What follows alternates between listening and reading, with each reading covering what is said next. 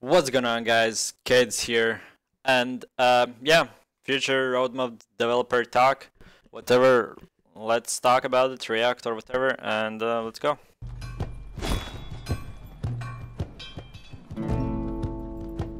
Hello and welcome Albion fans to this roadmap update video. With Kay out of the door, we thought it would be a good time to talk to you about what's coming in the next update and a little bit beyond that. A word of caution up front though, not everything I'm about to talk about in this video will definitely make it in the next update. Everything is already in production, but some things may take a little longer than one update cycle to actually develop. With that said, let's jump right into our first topic, fishing. Ooh, Fishing will be the okay. first major change to Albion's economy system. With fishing, you'll be able to fish in any major body of water, so lakes, rivers, oceans. Unlike resource harvesting, fishing doesn't require nodes, and you can't really see fish if there's any fish in the water. Instead, there'll be some algorithms that determine whether there are fish left in the water and how many. That means you're just gonna have to try and fish and maybe something will bite. When you hook a fish though, you still have to land it, and there's a little mini game involved that requires some skill. Oh, okay. Some fish may actually be really tricky to catch. Any fish caught will primarily be used as consumables, so they will be used in conjunction with farmed goods to produce cooked meals, and we're Oh, so basically fishing. They're maybe adding more food, or maybe increase like tier food or whatever. If that's what they're trying to say, or they'll just make for this already food, like we can make pies, we can make like stews, omelets or whatever. Maybe we will like now to be able to craft those things, we will need to use fish as well, or they're adding more foods that could, I don't know, increase some more things. That's interesting. right now revisiting a lot of the recipes. And of course, the fishing should be a solo player, so something like this at like a gathering, but it's like a RNG based type of thing. And looking into potentially introducing entirely new consumables and effects. Yeah, some new food. Of course, fish are not the only thing you'll be able to hook. Occasionally, you'll also have an old shoe or even that artifact helmet that you've been looking for, and these items will be coming from the black market, of course. With all the new items and systems involved in fishing, fishing is looking to be one of the major additions with the next update, and yeah, I hope you're looking forward to it. The second topic that we're working on right now are siege engines. Siege engines are based on our battle mount systems, and right now we're experimenting with them and trying to develop a direction of where we want to take them. The current plan is to have them be useful in normal fight situations, in particular when you want to break open a static position like a war camp or a castle.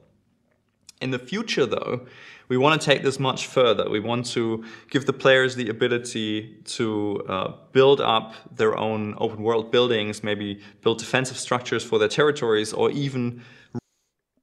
Okay, I think everyone knows like game of Minecraft, Fortnite, like those type of games where you actually need to kill people and stuff, but you actually can like build few things. So for example, like Fortnite, like you gather things that I don't know how could, well, yeah, like basically like for defensive you would need to like gather like wood and stuff, and then you like create those defenses and like put them in place, and people need to like deconstruct them like to get through. So like basically you can build like walls and stuff.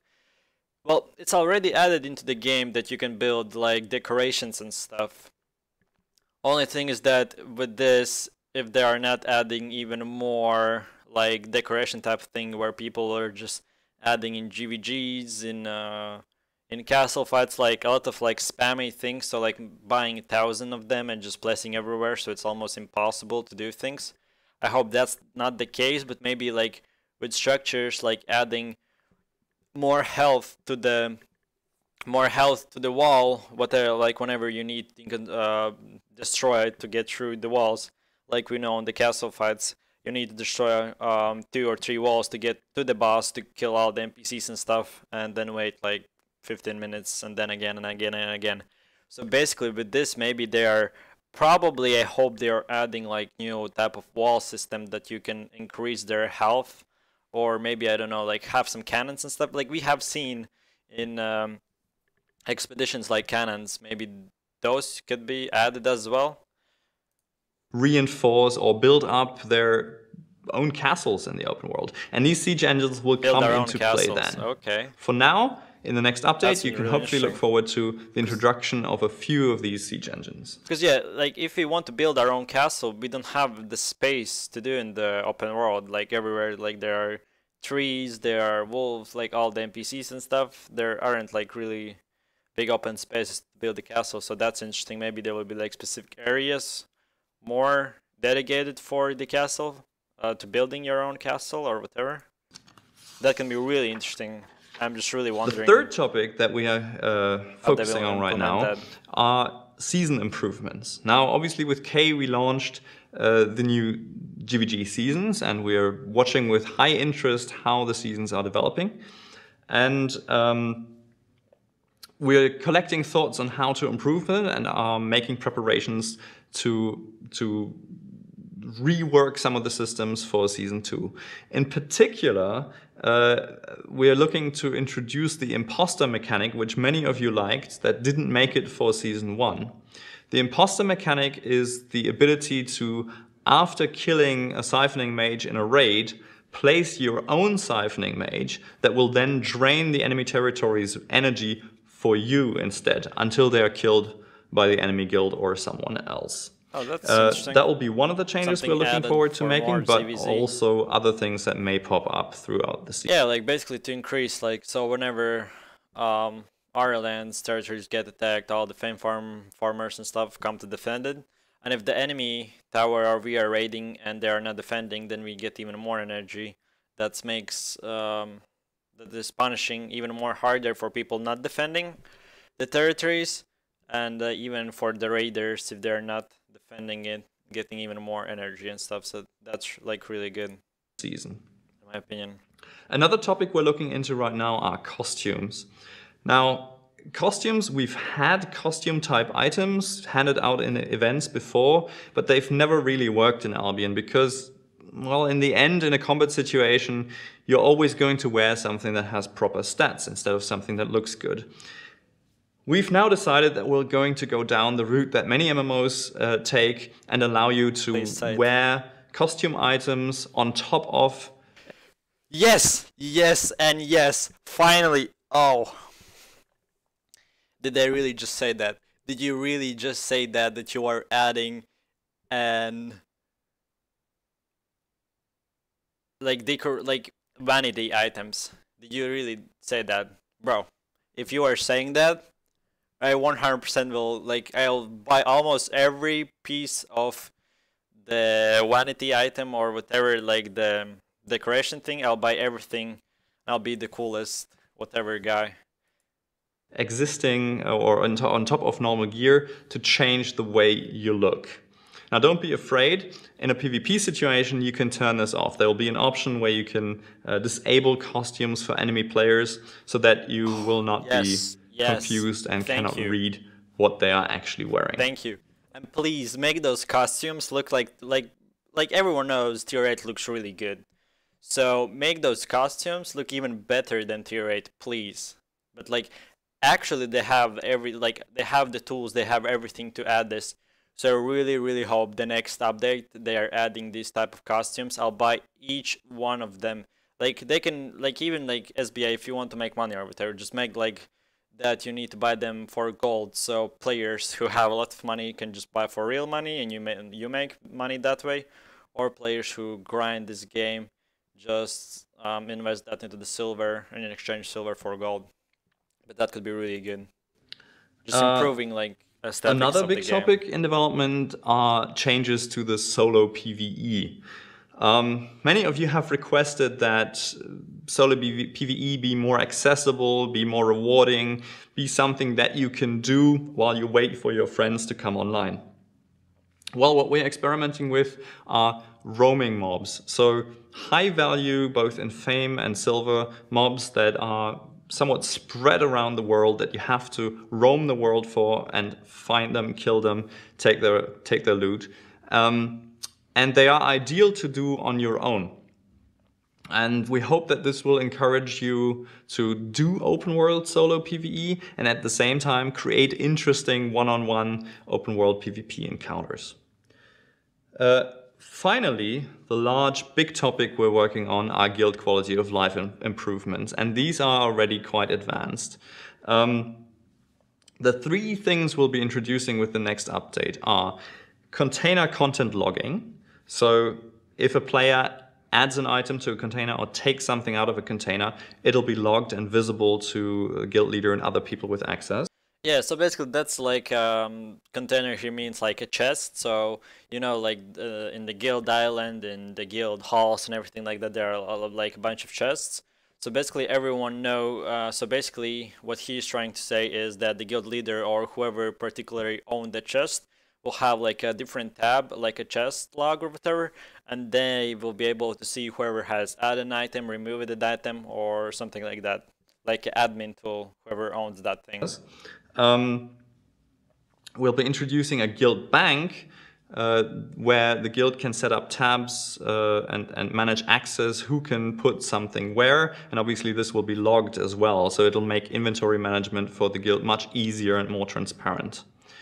And finally, and this goes with everything else together, we're reworking the way access management works for guilds. Guilds will be able to create their own tags and then assign rights to tags and assign these tags to players. So basically you can build your entirely own guild hierarchy and access rights structure. This should make guild management much more easy and much more customizable. Yeah, so with this, at least what I am like noticing is that so basically we know there's like an officer, there's a war master or whatever, but what he's trying to say is that there will be like specific things that you can add it, like for example member tag can be changed to a like a new recruit, or like the name can be changed, like a right hand can be changed to the, I don't know, the god master, or like whatever. Basically tags will be basically customizable, so like you will be able to change the name, you will be able to assign how many roles, what specifically they want to do, because whenever like an officer tag is added, there's specific things that there's like you can use bank, you can drop territories, you cannot like for example deposit money or whatever, or remove money from the bank. So that's basically there. He's saying that a guild leader so will be able to move to put whoever like can. So for example, officer role, and officers, for example, can use that, and cannot use that and that and that, because right now you cannot customize that. There's just specific like officers can do that and cannot do that and that. And if you want an officer to do something else, then you need to like put him in higher rank. And what he's trying to say is that it will be 100% customizable. So maybe an even officer tag will not be able to drop any territories or whatever, so the betrayal doesn't happen as much oftenly, and it's just more customizable. These are the main topics we have in production right now. We're obviously working on smaller things, and there may be some changes. As I said, not everything is definitely going to make it, but we are working hard on that. For now though, I wish you a happy holiday season, and we'll see you in the new year. Thank you. So, basically recap. I'm really hoping, I'm really waiting for those costumes. All of the things, like fishing and like even fishing, I need the costumes. Like please, the first update add fishing and costumes. And the solo thing, because people want them a lot, but please add the costumes. There's so many people who want to buy costumes so they can look good. Like there's actually people in Alliance, in guilds, who for frame farming people usually use 6.1, use an tier 8 gear or 8.1 gear, not because it's really expensive, they just like to use expensive gear, or because it increases stats or whatever, because it really looks good. So please add those things, but don't make like them like really like I don't know, like really funny, or like make them like you look as a soldier. For example, a tank looks really good. Like, so add that, like, for example, not everyone can be a tank, so that would be, in my opinion, just retarded. Because like weapon always will be the same, yeah, but if like a tank looks like, I don't know, a piano player, or like looks like a mercenary, or whatever, it will look really, like, really weird. So in my opinion, just add those things that, for example, you can look like really good, but still we know what gear, like what gear it is. So like, for example, at tier 6 we can like add and make even better that tier 6 gear looks like tier 8 gear, with the costumes and stuff. So something like that, that it's not like really retarded, like the look of it. Like, for example, a curse staff user looks like an archer with, like, I don't know, with small pants or like a small t-shirt, but like actually it looks really good. And it's because like a lot of like the fire flame armor type of thing, I forget how it's called, but basically there are a lot of things that look really good, and that can be really, in my opinion, made even better and customizable. But don't add for everyone that like every class you can use that and that. In my opinion, just like every weapon has a tab, like 3 or 4 costumes. So like if you use the cleric robe, for example, there are like 4 tabs that you can put whatever costume you want for that cleric robe, and then like specific things, so you like don't look in like, a curse staff user doesn't look like a tank. So add something. Still, there will be similarities. So like a tank cannot look the same way as a curse staff, but make them really look good with the costumes, because tier 8 things, in my opinion, are one of the best things in the game by looks. So in my opinion, if you nail this right, if you add them really soon this month, I really hope, or at least January, at the start of January, I really hope that players can get more into the game. Of course, SBA will make a lot of money if you make the costumes right, as well as fishing. Fishing will be really interesting, and the new food and the new consumables will be implemented, so that's interesting as well. Either way, that was my recap. Appreciate everyone for watching. I hope you enjoy. Put in comment section down below maybe some ideas. If you like this recap, everything that I said, click like. Maybe share for any developers out here thinking of what a player from Albion Online thinks about everything. So click like, subscribe, and see you guys in the next video. Peace.